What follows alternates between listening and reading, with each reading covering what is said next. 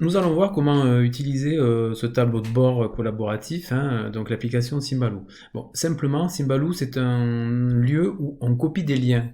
Par exemple, si je suis sur le monde, eh bien, je peux prendre le lien du monde, ici, que je copie, et je vais le coller sur un bloc. Donc je clique sur le bloc, je colle l'adresse, ici.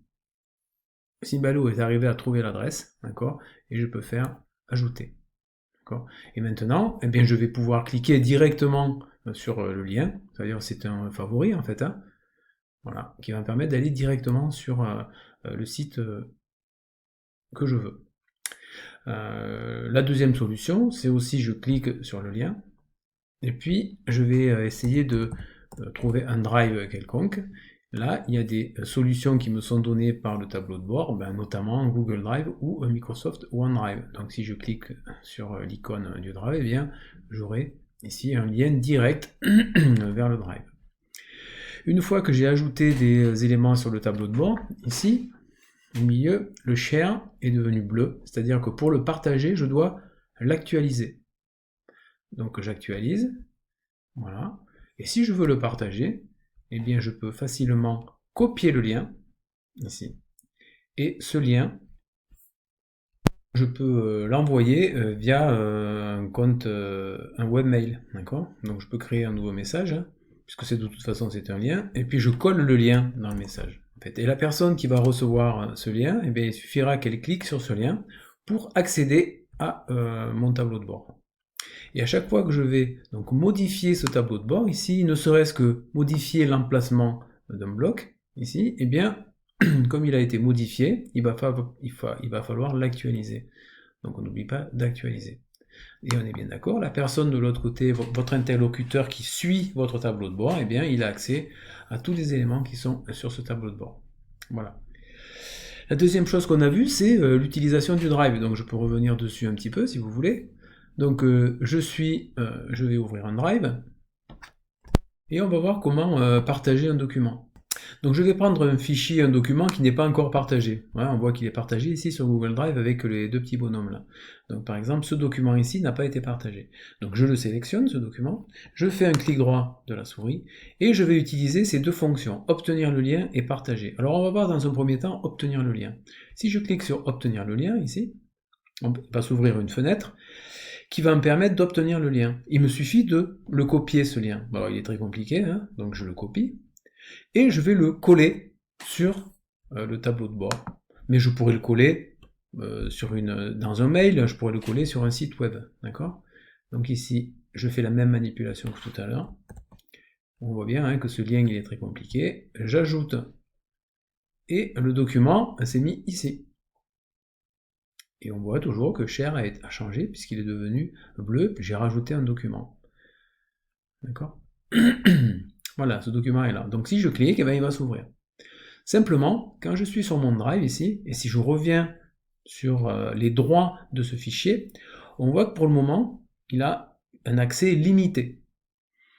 Bon, quand on a un lien, le plus simple, si on le fait par lien, c'est pas qu'il y ait un accès limité. Là, la personne qui le reçoit ne pourra pas l'ouvrir parce que l'accès est limité. Par contre, si je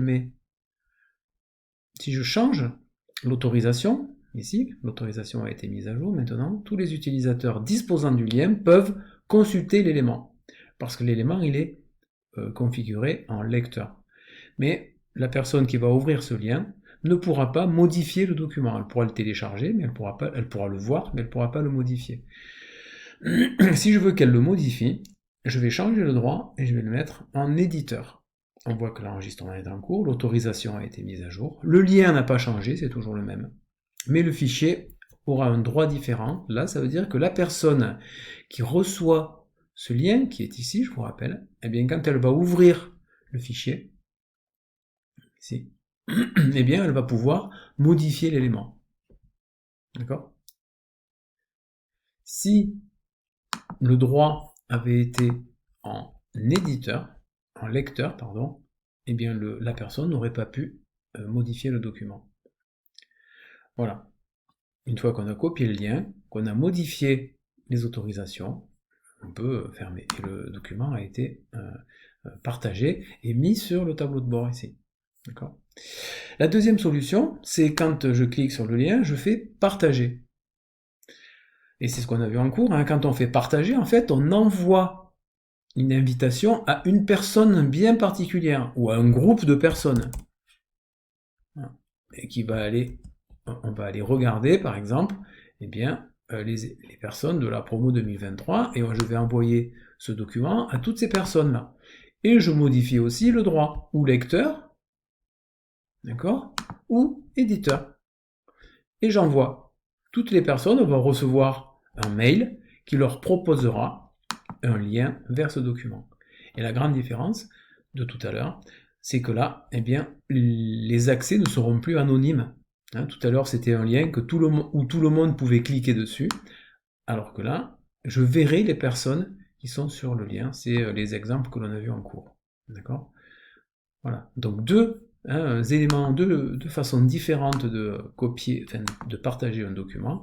Ou bien on obtient un lien, c'est facile mais c'est pas sécurisé et c'est anonyme.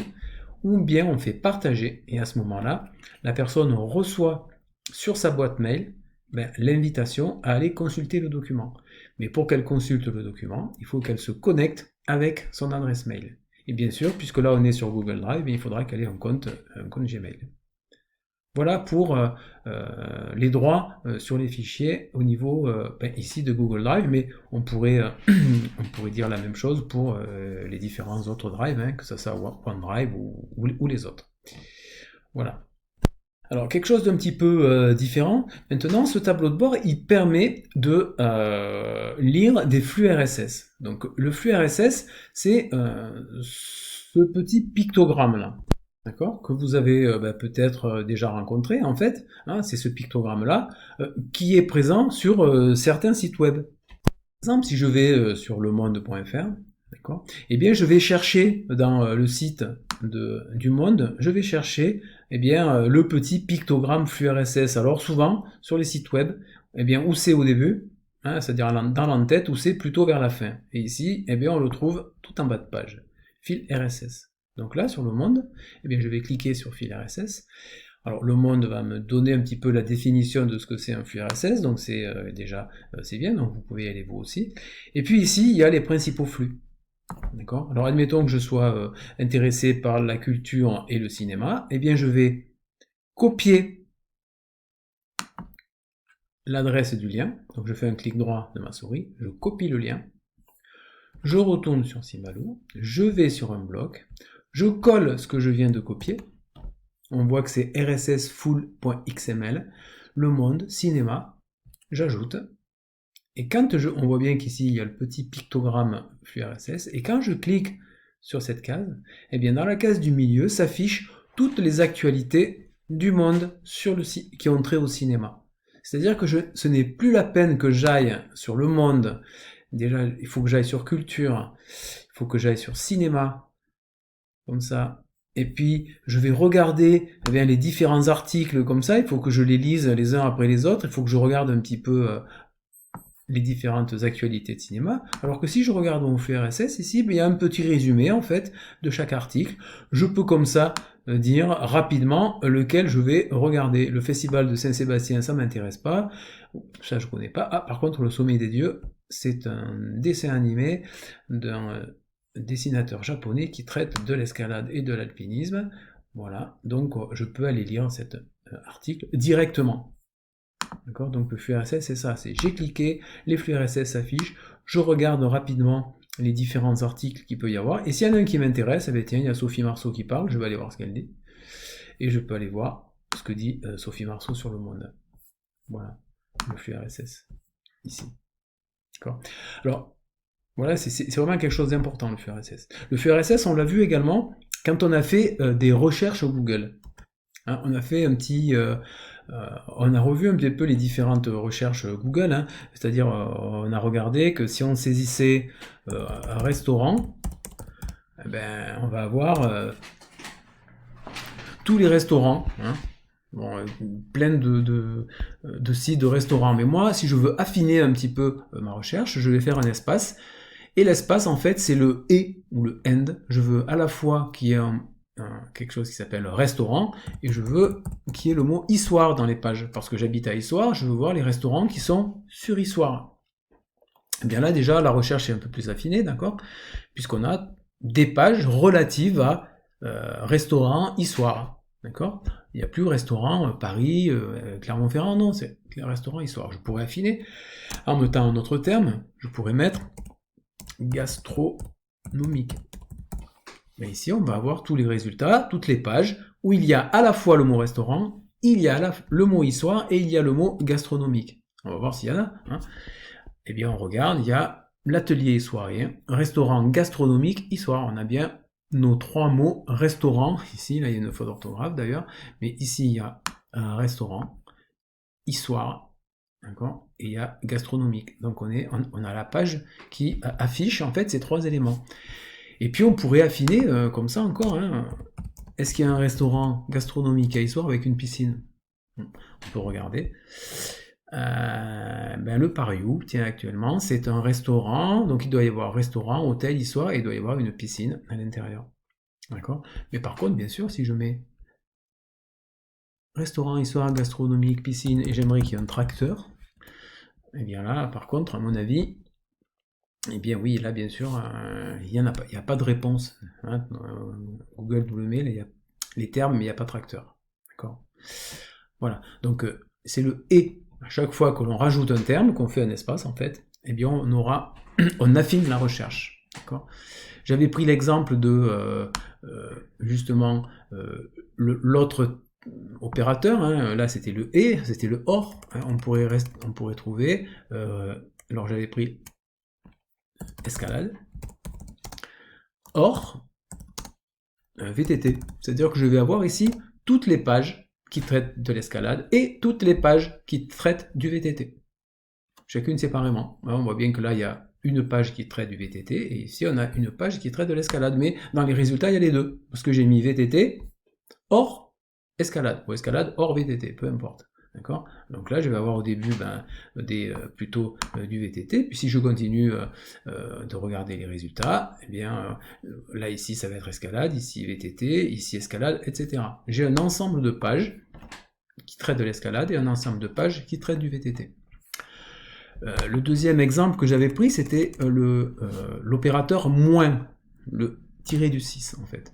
Et là, le tiré du 6, c'est je vais rechercher toutes les pages qui traitent de l'escalade, sauf des voitures. Pourquoi sauf les voitures? Parce que si je tape escalade ici, et si je fais dans images, si je vais dans images, ben j'ai des images d'escalade, mais il y a aussi une voiture, une Cadillac, qui s'appelle escalade. Mais moi, ça m'intéresse pas ça. Je voudrais avoir uniquement les photos d'escalade et pas les photos de voitures.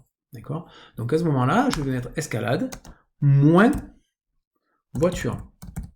Sauf les voitures. Je veux toutes les pages où il y a le mot escalade, sauf celles où il y a le mot voiture. Donc à ce moment-là, si je fais une nouvelle recherche, eh bien, je vais avoir uniquement des photos d'escalade et il n'y aura plus de photos de la voiture qui s'appelle Cadillac Escalade. D'accord? Donc là aussi, on affine la recherche. Voilà, c'était le moins. Et puis après, il y avait une recherche un petit peu particulière qui était la recherche avec les guillemets, comme cela. D'accord? Et j'avais pris, je crois, comme exemple, restaurant avec piscine. D'accord? C'est-à-dire que là, je veux sortir toutes les pages, d'accord, où il y a exactement l'expression restaurant avec piscine. D'accord? Ici, restaurant avec piscine, restaurant avec piscine, restaurant avec piscine, restaurant avec piscine. D'accord? Et c'est un petit peu, voilà, donc si on veut vraiment affiner la recherche, on va mettre des guillemets sur une expression. Alors bien sûr, il ne faut pas que l'expression soit trop complète, parce qu'on pourrait mettre restaurant avec piscine chauffée, restaurant avec piscine chauffée, mais avec les guillemets, toujours, avec les guillemets, restaurant avec piscine chauffée, eh bien je vais avoir les résultats des restaurants avec les piscines chauffées. D'accord? Si là on va sur TripAdvisor, eh bien, dans la page il y aura, on le voit ici d'ailleurs, restaurant avec piscine chauffée. Alors ça peut être dans la métadescription ici, mais ça peut être aussi dans la page. On le voit ici, restaurant avec piscine chauffée. D'accord? Ça, c'est parce qu'on recherche l'expression exacte. Voilà. Donc ça, c'était la recherche Google. Mais on était parti sur les flux RSS, c'est-à-dire que il y a une autre solution pour faire les recherches, c'est d'aller regarder les alertes Google. Donc je vais sur les alertes Google, ici, et je vais faire une recherche Google. Alors cela, je vais les enlever, ce sont de vieilles recherches. Voilà. Je vais créer une recherche Google en fait sur, on avait pris comme exemple l'identité numérique. Voilà, c'est un sujet qui vous intéresse, d'accord? Donc je vais créer une alerte, c'est-à-dire qu'à chaque fois qu'il y aura un nouveau document sur l'identité numérique, eh bien Google m'avertira, d'accord? Mais il faut être connecté à un compte, Gmail pour pouvoir profiter des flux RSS. Parce que je vais créer l'alerte, mais avant je vais regarder les options. Je pourrais recevoir ces alertes, alors il y a plusieurs options ici à vous de voir, hein. Je pourrais recevoir cette alerte par mail, mais là, on va regarder le flux RSS, d'accord? Et je crée l'alerte. Et on voit que dans mes alertes, j'ai bien créé l'alerte identité numérique, mais surtout, plutôt que de la recevoir par mail tous les jours, tous les 2 jours, je vais avoir ma boîte mail qui se remplit, et bien je peux prendre ce flux RSS ici. Donc je fais pareil, je me positionne sur le flux, je fais un clic droit sur la souris et je copie le lien. Et je vais le mettre, ce lien, sur Symbaloo. Je copie le lien, je le colle, je l'ajoute, et quand je clique sur Alerte Google ici, eh bien j'ai l'ensemble des derniers articles d'actualité de Google relatifs à l'identité numérique. Et là, je peux regarder, c'est des choses qui m'intéressent. Là, ce sont des ateliers numériques, ça m'intéresse pas trop. Identité numérique nationale, ça m'intéresse, je vais voir ce que c'est. D'accord? Et là, ça me renvoie vers service public, mais je ne connaissais pas ce site, d'accord? Donc du coup, là, je vois qu'il y a tout un élément sur l'identité numérique. D'accord, donc voilà pour les flux RSS que l'on va pouvoir mettre sur Symbaloo. D'accord? Voilà, donc j'en enlève quelques-uns. Hein. Voilà. Bon, là, on est d'accord, hein, quand on clique sur le lien, là on est sur quoi? L'identité numérique, hein, voilà, j'aurai, et puis bah, demain, après-demain, là on voit que ça a été mis sur le site du Monde à 11h05, et là on voit que ça a été mis le 22 septembre, c'est-à-dire hier en fait. Hein. Donc à chaque fois qu'il y a un nouvel article sur le Monde, sur le cinéma, eh bien il apparaît ici. D'accord? Ou sur l'identité numérique, et ce sera exactement la même chose. Voilà pour les flux RSS qui sont une façon simple de faire de la veille en fait informationnelle, surtout. Après, donc là, oui, on remarque encore hein, que c'est bleu ici, puisqu'il y a eu ça, ces 2 flux ont été rajoutés. Donc si je veux vraiment le partager, hein, voilà, on n'oublie pas de le mettre à jour. Après, ces flux RSS, on est ici sur le Monde, donc il y a des flux, mais il y a le problème de ces flux RSS, c'est qu'en fait, ben, l'internaute, il va directement sur sur l'article, il passe pas par le site vraiment. Hein. Si je suis sur cinéma ici, je vais voir directement l'article sur. J'ai vu qu'il y avait un article sur Dune, voilà. Je vais voir uniquement cet article. Je passe pas par la page d'accueil du site, je vais pas voir d'autres éléments. Donc il y a beaucoup de sites qui hésitent à continuer à utiliser des flux RSS parce qu'ils pensent que le trafic sur leur site n'est pas, à cause de ça, n'est pas très important. Par exemple, le site du Point. D'accord, bon. Alors le site du Point, si on veut suivre, si on veut avoir des infos, ben, il y a bien Facebook, il y a bien Twitter, il y a bien des notifications, mais si je cherche en fait les flux RSS, eh bien il n'y en a pas. Donc, même si je vais tout en bas ici, il n'y a pas de flux RSS. Donc c'est un petit peu dommage, il va falloir que je vienne sur le site du Point, que je clique sur le menu, etc., etc. Bon, je sais, voilà, je vais perdre du temps un petit peu dans la recherche. Donc ce qu'on peut faire pour contourner ce problème, c'est utiliser une extension du navigateur. Ici, je suis sur Firefox, pardon, il y a une extension du navigateur qui s'appelle Feedbro. D'accord, donc on a vu en cours comment installer une extension, mais vous savez le faire, installer une extension. Hein. Ben, ce Feedbro, en fait, je vais cliquer sur l'extension et je vais cliquer sur Find Fits in Current Tab, c'est-à-dire rechercher des fils sur cette page-là. Et là, miracle, je vois que même sur le point, pardon, il y a plein de flux RSS en fait, notamment sur l'économie. Donc si je veux regarder les flux RSS du point sur l'économie, eh bien je fais un clic droit sur le flux RSS, c'est la même procédure, hein, je copie le lien, et puis je vais le mettre sur Symbaloo, et vous avez compris, Symbaloo c'est à la fois un lecteur de flux et un tableau de bord collaboratif. D'accord ? Donc là, il y a bien le pictogramme flux, donc je suis sûr que si je clique sur le point, ici, eh bien je vais avoir les dernières actualités dans sa catégorie économie. Donc là, les dernières actualités, c'est la gare du Nord, c'est la SNCF qui va lancer des nouveaux trains, la dette publique, et puis je regarde comme ça, et s'il y a quelque chose qui m'intéresse, par exemple la dette publique, voilà, comment la France compte emprunter, ça c'est un sujet qui m'intéresse, je clique et je vais directement sur l'article. Mais bien sûr, il faudra être abonné au point. Hein. Voilà. Et je vais directement sur l'article. Donc voilà pour les flux RSS et comment on peut les trouver quand il n'y a pas de flux RSS sur le site, notamment en utilisant ici des extensions.